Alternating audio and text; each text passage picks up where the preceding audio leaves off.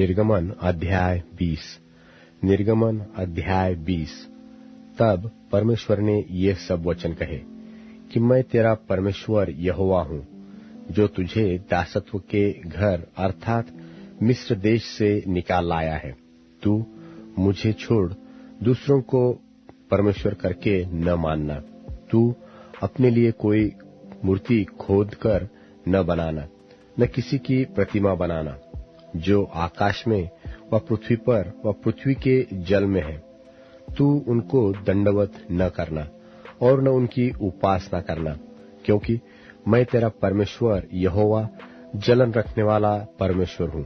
और जो मुझसे बैर रखते हैं उनके बेटों पोतों और परपोतों को भी पितरों का दंड दिया करता हूँ। और जो मुझसे प्रेम रखते हैं और मेरी आज्ञाओं को मानते हैं उन हजारों पर करुणा किया करता हूँ।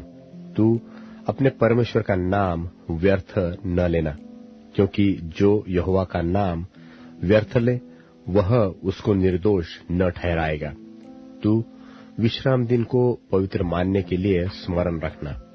6 दिन तो तू परिश्रम करके अपना सब कामकाज करना, परंतु 7वां दिन तेरे परमेश्वर यहोवा के लिए विश्राम दिन है।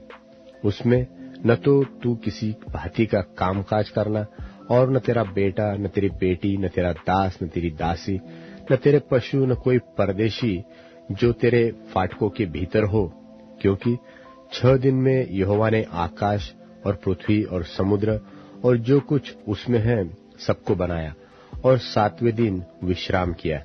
इस कारण यहोवा ने विश्राम दिन को आशीष दी और उसको पवित्र ठहराया। तू अपने पिता और अपनी माता का आदर करना, जिससे जो देश तेरा परमेश्वर यहोवा तुझे देता है उसमें तू बहुत दिन तक रहने पाए। तू खून न करना, तू व्यभिचार न करना, तू चोरी न करना, तू किसी के विरुद्ध झूठी साक्षी न देना, तू किसी के घर का लालच न करना, न तो किसी की स्त्री का लालच करना, और न किसी के दास दासी व बैल गधे का, न किसी की किसी वस्तु का लालच करना। और सब लोग गरजने और बिजली और नरसिंगी के शब्द सुनते रहे और धुआं उठते हुए पर्वत को देखते रहे, और देख के कांप कर दूर खड़े हो गए। और वे मूसा से कहने लगे कि तू ही हमसे बातें कर, तब तो हम सुन सकेंगे, परंतु परमेश्वर हमसे बातें न करे, ऐसा न हो कि हम मर जाए। मूसा ने लोगों से कहा, डरो मत, क्योंकि परमेश्वर इस निमित्त आया है कि तुम्हारी परीक्षा करे और उसका भय तुम्हारे मन में बना रहे कि तुम पाप न करो। और वे लोग तो दूर ही खड़े रहे, परंतु मूसा उस घोर अंधकार के समीप गया जहां परमेश्वर था। तब यहोवा ने मूसा से कहा, तू इस्राएलियों को मेरे ये वचन सुना कि तुम लोगों ने तो आप ही देखा है कि मैं न तुम्हारे साथ आकाश से बातें की है। तुम मेरे साथ किसी को सम्मिलित न करना, अर्थात अपने लिए चांदी व सोने से देवताओं को न गढ़ लेना। मेरे लिए मिट्टी की एक वेदी बनाना और अपनी भेड़ बकरियों और गाय बैलों के होम बलि और मेल बलि को उस पर चढ़ाना। जहां जहां मैं अपने नाम का स्मरण कराऊं वहां वहां मैं आकर तुम्हें आशीष दूंगा। और यदि तुम मेरे लिए पत्थरों की वेदी बनाओ तो तराशे हुए पत्थरों से न बनाना, क्योंकि जहां तुमने उस पर अपना हथियार लगाया वहां तू उसे अशुद्ध कर देगा। और मेरी वेदी पर सीढ़ी से कभी न चढ़ना, कहीं ऐसा न हो कि तेरा तन उस पर नंगा देख पड़े। निर्गमन अध्याय 21। निर्गमन अध्याय 21। फिर जो नियम तुझे उनको समझाना है वे ये है, जब तुम कोई इब्री दास मोल लो तब वह 6 वर्ष तक सेवा करता रहे और 7वें वर्ष स्वतंत्र होकर सेंतमेंत चला जाए। यदि वह अकेला आया हो तो अकेला ही चला जाए, और यदि पत्नी सहित आया हो तो उसके साथ उसकी पत्नी भी चली जाए। यदि उसके स्वामी ने उसको पत्नी दी हो और उससे उसके बेटे व बेटियां उत्पन्न हुई हो, तो उसकी पत्नी और बालक उस स्वामी के ही रहे और वह अकेला चला जाए। परंतु यदि वह दास दृढ़ता से कहे कि मैं अपने स्वामी और अपनी पत्नी और अपने बालकों से प्रेम रखता हूं, इसलिए मैं स्वतंत्र होकर न चला जाऊंगा, तो उसका स्वामी उसको परमेश्वर के पास ले चले, फिर उसको द्वार के किवाड़ व बाजू के पास ले जाकर उसके कान में सुतारी से छेद करे, तब वह सदा उसकी सेवा करता रहे। यदि कोई अपनी बेटी को दासी होने के लिए बेच डाले, तो वह दासी की नाई बाहर न जाए।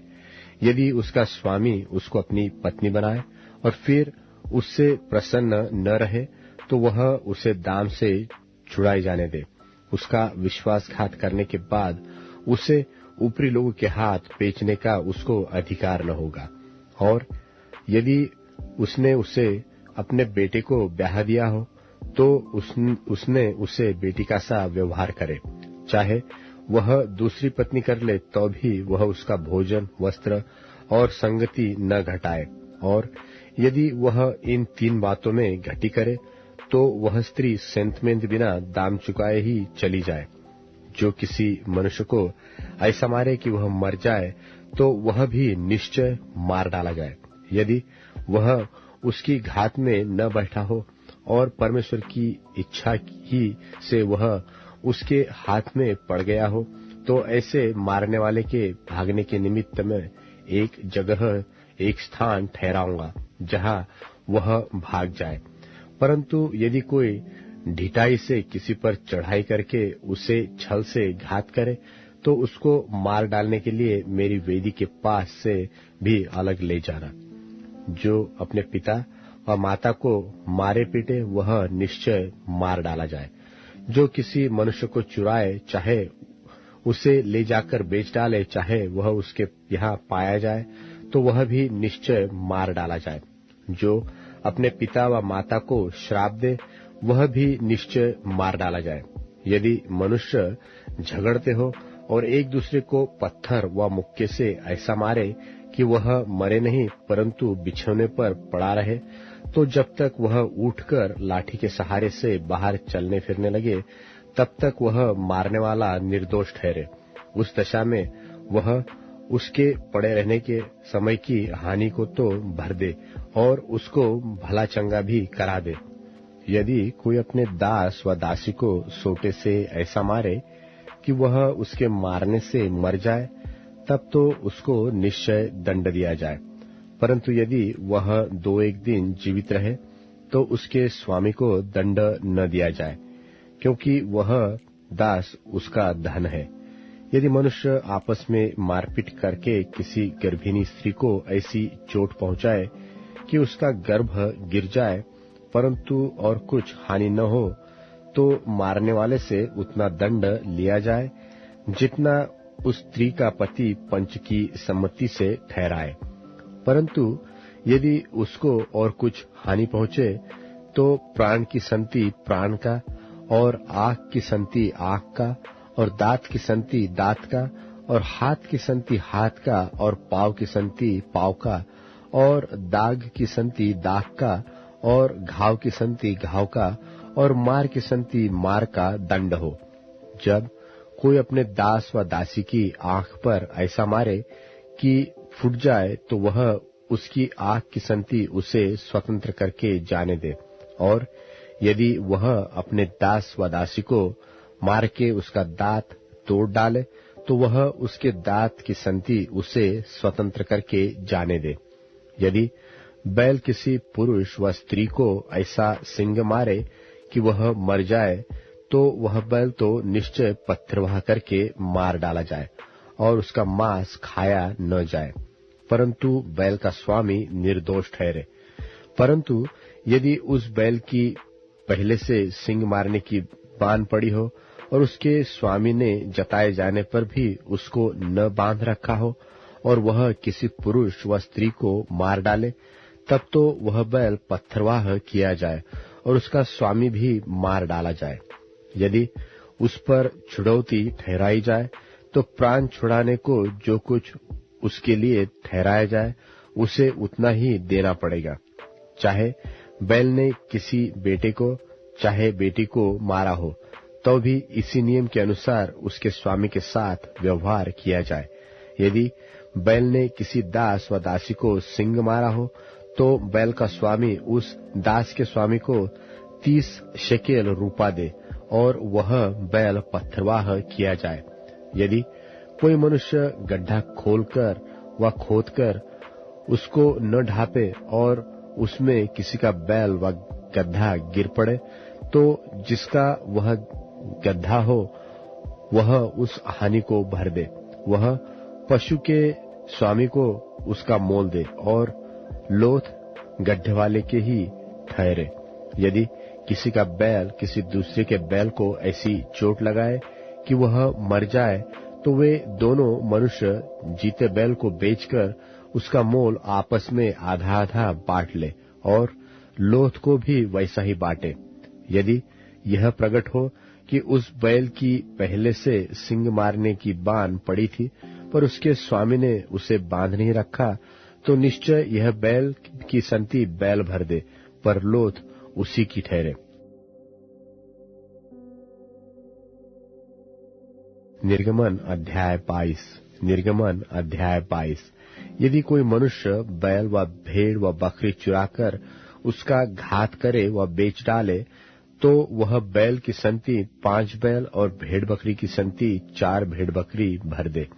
यदि चोर सेंध लगाते हुए पकड़ाया जाए और उस पर ऐसी मार पड़े कि वह मर जाए तो उसके खून का दोष न लगे। यदि सूर्य निकल चुके तो उसके खून का दोष लगे। अवश्य है कि वह हानि को भर दे और यदि उसके पास कुछ न हो तो वह चोरी के कारण बेच दिया जाए। यदि चुराया हुआ बैल व गधा व भेड़ व बकरी उसके हाथ में जीवित पाई जाए तो वह उसका दूना भर दे। यदि कोई अपने पशु से किसी का खेत व दाख की बारी चराए अर्थात अपने पशु को ऐसा छोड़ दे कि वह पराये खेत को चर ले तो वह अपने खेत की और अपनी दाख की बारी की उत्तम से उत्तम उपज में से उस हानि को भर दे। यदि कोई आग लगाए और वह कांटों में लग जाए और फूलों के ढेर व अनाज व खड़ा खेत जल जाए तो जिसने आग जलाई हो वह निश्चय हानि को भर दे।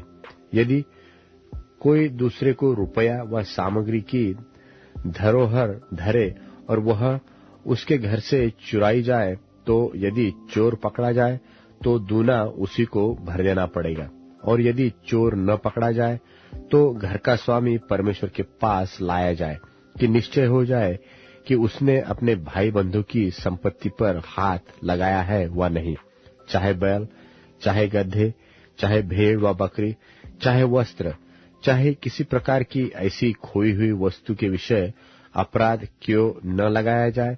जिसे 2 जन अपनी अपनी कहते हो तो दोनों का मुकदमा परमेश्वर के पास आए और जिसको परमेश्वर दोषी ठहराए वह दूसरे को दूना भर दे। यदि कोई दूसरे को गधा व बैल व भेड़ बकरी व कोई और पशु रखने के लिए सौंपे और किसी के बिना देखे वह मर जाए व चोट खाए व हाँक दिया जाए तो उन दोनों के बीच यहोवा की शपथ खिलाई जाए कि मैंने इसकी संपत्ति पर हाथ नहीं लगाया। तब संपत्ति का स्वामी इसको सच माने और दूसरे को उसे कुछ भी भर देना न होगा। यदि वह सचमुच उसके यहाँ से चुराया गया हो तो वह उसके स्वामी को उसे भर दे और यदि वह फाड़ डाला गया हो तो वह फाड़े हुए को प्रमाण के लिए ले आए, तब उसे उसको भी भर देना न पड़ेगा। फिर यदि कोई दूसरे से पशु मांग लाए और उसके स्वामी के संग न रहते उसको चोट लगे व वह मर जाए तो वह निश्चय उसकी हानि भर दे। यदि उसका स्वामी संग हो तो दूसरे को उसकी हानि भरना न पड़े और यदि वह भाड़े का हो तो उसकी हानि उसके भाड़े में आ गई। यदि कोई पुरुष किसी कन्या को जिसके ब्याह की बात न लगी हो फुसलाकर उसके संग कुकर्म करे तो वह निश्चय उसका मोल दे के उसे ब्याह ले। परंतु यदि उसका पिता उसे देने को बिल्कुल इनकार करे, तो कुकर्म करने वाला कन्याओं के मोल की रीति के अनुसार रुपये तौल दे। तू डाइन को जीवित रहने न देना। जो कोई पशुगमन करे वह निश्चय मार डाला जाए। जो कोई यहोवा को छोड़ किसी और देवता के लिए बलि करे, वह सत्यानाश किया जाए। और परदेशी को न सताना और न उस पर अंधेर करना, क्योंकि मिस्र देश में तुम भी परदेशी थे। किसी विधवा व अनाथ बालक को दुख न देना। यदि तुम ऐसों को किसी प्रकार का दुख दो और वे कुछ भी मेरी दोहाई दे, तो मैं निश्चय उनकी दोहाई सुनूंगा। तब मेरा क्रोध भड़केगा और मैं तुमको तलवार से मरवाऊंगा, और तुम्हारी पत्नियां विधवा और तुम्हारे बालक अनाथ हो जाएंगे। यदि तू मेरी प्रजा में से किसी दीन को जो तेरे पास रहता हो रुपया क्रून दे, तो उससे महाजन की नाई ब्याज न लेना। यदि तू कभी अपने भाई बंधु के वस्त्र को बंधक करके रख भी ले, तो सूर्य के अस्त होने तक उसको लौटा देना, क्योंकि वह उसका एक ही ओढ़ना है। उसकी देह का वही अकेला वस्त्र होगा। फिर वह किसे ओढ़कर सोएगा? तो भी जब वह मेरी दोहाई देगा, तब मैं उसकी सुनूंगा, क्योंकि मैं तो करुणामय हूँ। परमेश्वर को श्राप न देना और न अपने लोगों के प्रधान को श्राप देना।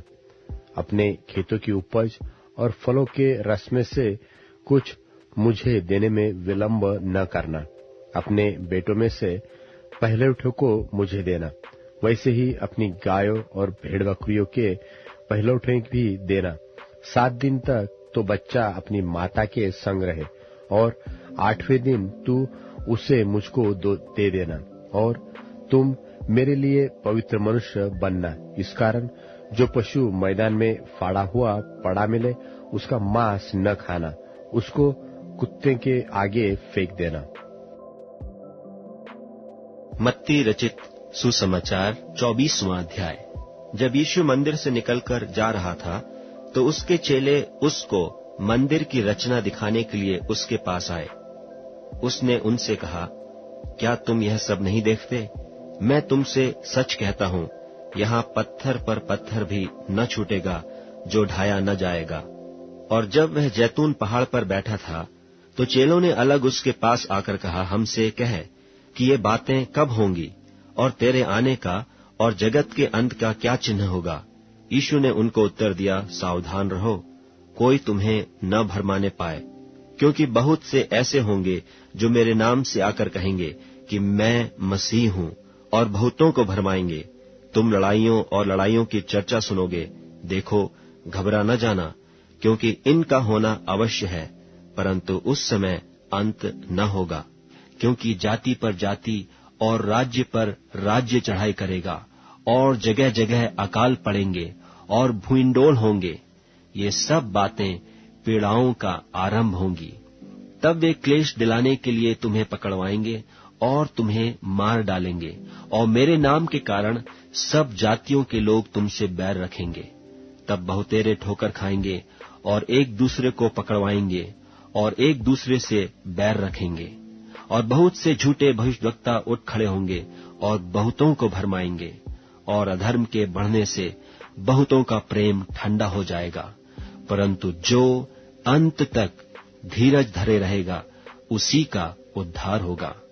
और राज्य का यह सुसमाचार सारे जगत में प्रचार किया जाएगा कि सब जातियों पर गवाही हो, तब अंत आ जाएगा। सो जब तुम उस उजाड़ने वाली घृणित वस्तु को, जिसकी चर्चा दानियेल भविष्यद्वक्ता के द्वारा हुई थी, पवित्र स्थान में खड़ी हुई देखो, जो पढ़े वह समझे। तब जो यहूदिया में हो वे पहाड़ों पर भाग जाएं, जो कोठे पर हो वे अपने घर में से सामान लेने को न उतरे, और जो खेत में हो वे अपना कपड़ा लेने को पीछे न लौटे। उन दिनों में जो गर्भवती और दूध पिलाती होंगी, उनके लिए हाय हाय। और प्रार्थना किया करो कि तुम्हें जाड़े में या सब्त के दिन भागना न पड़े, क्योंकि उस समय ऐसा भारी क्लेश होगा जैसा जगत के आरंभ से न अब तक हुआ और न कभी होगा। और यदि वे दिन घटाए न जाते तो कोई प्राणी न बचता, परंतु चुने हुओं के कारण वे दिन घटाए जाएंगे। उस समय यदि कोई तुमसे कहे कि देखो मसीह यहाँ है या वहाँ है, तो प्रतीति न करना, क्योंकि झूठे मसीह और झूठे भविष्यद्वक्ता उठ खड़े होंगे और बड़े चिन्ह और अद्भुत काम दिखाएंगे, कि यदि हो सके तो चुने हुओं को भी भरमा दें। देखो, मैंने पहले से तुमसे यह सब कुछ कह दिया है। इसलिए यदि वे तुमसे कहें, देखो वह जंगल में है, तो बाहर न निकल जाना, देखो वह कोठरियों में है, तो प्रतीति न करना, क्योंकि जैसे बिजली पूर्व से निकलकर पश्चिम तक चमकती जाती है, वैसा ही मनुष्य के पुत्र का भी आना होगा। जहां लोथ हो वहीं गिद्ध इकट्ठे होंगे। उन दिनों के क्लेश के बाद तुरंत सूर्य अंधियारा हो जाएगा और चांद का प्रकाश जाता रहेगा और तारे आकाश से गिर पड़ेंगे और आकाश की शक्तियां हिलाई जाएंगी। तब मनुष्य के पुत्र का चिन्ह आकाश में दिखाई देगा और तब पृथ्वी के सब कुलों के लोग छाती पीटेंगे और मनुष्य के पुत्र को बड़ी सामर्थ और ऐश्वर्य के साथ आकाश के बादलों पर आते देखेंगे। वो तुरही के बड़े शब्द के साथ अपने दूतों को भेजेगा और वे आकाश के इस छोर से उस छोर तक चारों दिशाओं से उसके चुने हुओं को इकट्ठा करेंगे। अंजीर के पेड़ से यह दृष्टांत सीखो। जब उसकी डाली कोमल हो जाती और पत्ते निकलने लगते हैं, तो तुम जान लेते हो कि ग्रीष्म काल निकट है। इसी रीति से जब तुम इन सब बातों को देखो, तो जान लो कि वह निकट है, वरन द्वार ही पर है। मैं तुमसे सच कहता हूं कि जब तक ये सब बातें पूरी न हो लें, तब तक यह पीढ़ी जाती न रहेगी। आकाश और पृथ्वी टल जाएंगे, परंतु मेरी बातें कभी न टलेंगी। उस दिन और उस घड़ी के विषय में कोई नहीं जानता, न स्वर्ग के दूत और न पुत्र, परंतु केवल पिता। जैसे नूह के दिन थे, वैसा ही मनुष्य के पुत्र का आना भी होगा। क्योंकि जैसे जल प्रलय से पहले के दिनों में, जिस दिन तक कि नूह जहाज पर न चढ़ा, उस दिन तक लोग खाते पीते थे और उनमें ब्याह शादी होती थी, और जब तक जल प्रलय आकर उन सब को बहा न ले गया, तब तक उनको कुछ भी मालूम न पड़ा, वैसे ही मनुष्य के पुत्र का आना भी होगा। उस समय दो जन खेत में होंगे, एक ले लिया जाएगा और दूसरा छोड़ दिया जाएगा। दो स्त्रियां चक्की पीसती रहेंगी, एक ले ली जाएगी और दूसरी छोड़ दी जाएगी। इसलिए जागते रहो, क्योंकि तुम नहीं जानते कि तुम्हारा प्रभु किस दिन आएगा। परंतु यह जान लो कि यदि घर का स्वामी जानता होता कि चोर किस पहर आएगा, तो जागता रहता और अपने घर में सेंध लगने न देता। इसलिए तुम भी तैयार रहो, क्योंकि जिस घड़ी के विषय में तुम सोचते भी नहीं हो, उसी घड़ी मनुष्य का पुत्र आ जाएगा। सो वह विश्वास योग्य और बुद्धिमान दास कौन है, जिसे स्वामी ने अपने नौकर चाकरों पर सरदार ठहराया कि समय पर उन्हें भोजन दे? धन्य है वह दास जिसे उसका स्वामी आकर ऐसा ही करते पाए। मैं तुमसे सच कहता हूं, वह उसे अपनी सारी संपत्ति पर सरदार ठहराएगा। परंतु यदि वह दुष्ट दास सोचने लगे कि मेरे स्वामी के आने में देर है, और अपने साथी दासों को पीटने लगे और पियक्कड़ों के साथ खाए पिए, तो उस दास का स्वामी ऐसे दिन आएगा जब वह उसकी बाट न जोता हो और ऐसी घड़ी की वह न जानता हो, और उसे भारी ताड़ना देकर उसका भाग कपटियों के साथ ठहराएगा। वहां रोना और दांत पीसना होगा।